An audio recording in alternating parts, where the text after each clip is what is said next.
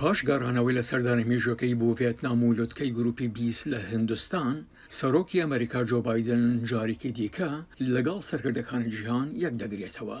ئەم جارەیان لە کۆبەرەوەی گشتینەتەوە یەکگرتوەکان لە نیویۆرک چاوەڕوان دەکرێت وەک ساڵی ڕابردوو پشتیوانی بۆ ئۆکرانیا بەدەست بهێنێت. زۆر بە سادەیی ئەم شەڕە لە پێناو هەڵوەشانەوەی مافی بوونی ئۆکرانیادایە، وەک دەوڵەت و مافی ئۆکرانیا بۆ بوونی وەک گەلێک.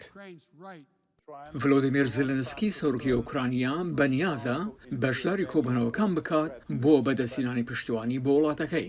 لە کاتێکدا بایدن گرنگی بە ئۆکرانیا دەدات دەبێت دان بە نیگەرانیەکانی وڵاتانی باشووری جیهانیشدا بنێت لەوانە قەیرانی کەشوبا، هەژاری و دۆخی ناڵەباری پەنابەران، هەڵاوسان و کەمکردنەوەی قەرزەکان.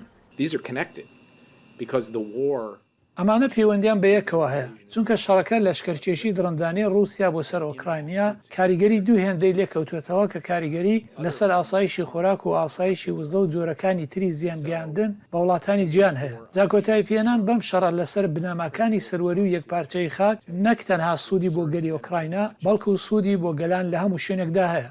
بۆ ئەوەی شی ژینپینگ سەرۆکی چین کە لە سەرەتای ئەم ساڵدا لەگەڵ سەرکردەکانی ئاسیای ناوەڕاست کۆبووەوە پێش نەکەوێت، بریارە بایدن لەگەڵ سەرۆکەکانی کازاخستان، کیرغیزستان، تاجیکستان، تورکمەنستان و ئۆزبەکستانیش کۆ ببێتەوە.